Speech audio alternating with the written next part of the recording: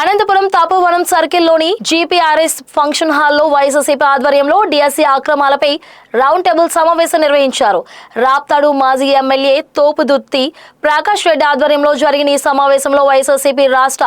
పంచాయతీరాజ్ అధ్యక్షుడు వెన్నపూస రవీంద్రారెడ్డి మాట్లాడారు. డిఎస్సీ ఎంపిక ప్రక్రియలో చోటు చేసుకున్న అక్రమాలపై సమగ్ర విచారణ జరిపించాలని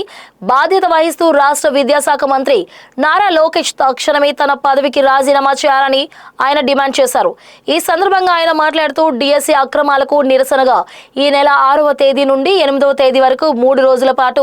వైఎస్ఆర్సీపీ విద్యార్థి యువజన విభాగాల ఆధ్వర్యంలో రీలే నిరాహార దీక్షలు చేపడుతున్నట్లు వెల్లడించారు. అలాగే ఈ నెల 10వ తేదీన రాప్తాడు నియోజకవర్గంలో వైఎస్ఆర్సీపీ అధినేత వైఎస్ జగన్మోహన్ రెడ్డి పిలుపు మేరకు తోపుదుర్తి ప్రకాష్ రెడ్డి నేతృత్వంలో భారీ నిరసన కార్యక్రమాలు నిర్వహించనున్నట్లు తెలిపారు. నేడు మన యొక్క రాప్తా నియోజకవర్గ మాజీ శాసనసభ్యులైనటువంటి తోపుదుర్తి ప్రకాష్ రెడ్డి గారి యొక్క ఆధ్వర్యంలో ఈ రోజు రౌండ్ టేబుల్ సమావేశాన్ని కూడా ఏర్పాటు చేసుకోవడం జరిగింది. అంతేకాకుండా 6 నుంచి 8వ తేదీ వరకు 3 రోజుల పాటు ఈ యొక్క విద్యార్థి అదేవిధంగా యువజన విభాగం ఆధ్వర్యంలో రిలే నిరాహార దీక్షలు కూడా కొనసాగించడం జరుగుతుంది. అంతేకాకుండా 10వ తేదీ కూడా ఇక రాప్తాడు నియోజకవర్గ మాజీ శాసనసభ్యులైనటువంటి తోపుదుర్తి ప్రకాష్ రెడ్డి గారి యొక్క ఆధ్వర్యంలో ఈ యొక్క నిరసన కార్యక్రమాలు 10వ తేదీ వరకు ఇక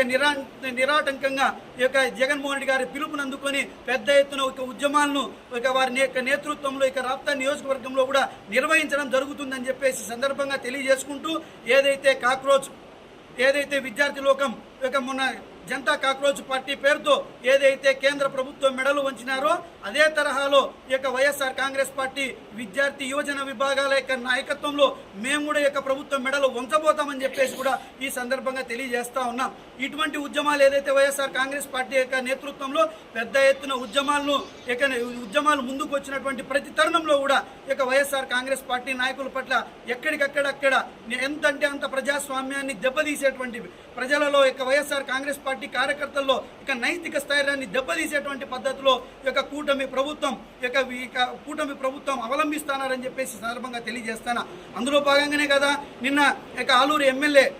శాసనసభ్యులు ఈరోజు బీసీ సామాజిక వర్గానికి సంబంధించినటువంటి విరూపాక్షి యొక్క రాయలసీమ ప్రాంతంలో వైఎస్ఆర్ కాంగ్రెస్ పార్టీ తరఫున బీసీ బలమైనటువంటి ప్రజాప్రతినిధిని ఈరోజు అర్ధరాత్రి ఇండ్లు వాకిండ్లు పగలగొట్టి ఈరోజు మహిళలు విద్యార్థులు కనీసం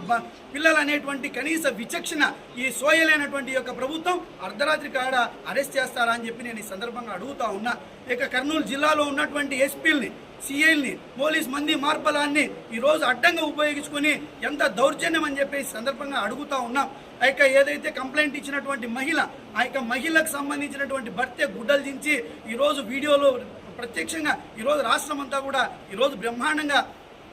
వైరల్ అవుతా ఉంటే దానిలను కూడా మూసిపెట్టి ఈరోజు విరూపాక్ష గారిని అరెస్ట్ చేస్తారా? ఈరోజు అంతేకాకుండా అరెస్ట్ చేసి 407 కనీసం ఆ యొక్క స్థానానికైనా శాసనసభ్యుడు అనేటువంటి స్థానానికైనా కనీసం విలువ ఇవ్వాల్సినటువంటి బాధ్యత చంద్రబాబు నాయుడు సీనియర్ అని చెప్పుకునేటువంటి ముఖ్యమంత్రిగా చలామణి అవుతున్నటువంటి 45 ఏళ్ళు సుదీర్ఘ అనుభవం ఉన్నటువంటి ఎందుకయా దండగమారి నీకేం చెప్పి సందర్భంగా మేము అడుగుతా ఉన్నాం. భవిష్యత్తులో జగన్మోహన్ రెడ్డి గారి నాయకత్వంలో శాసనసభలో కూడా యొక్క తెలుగుదేశం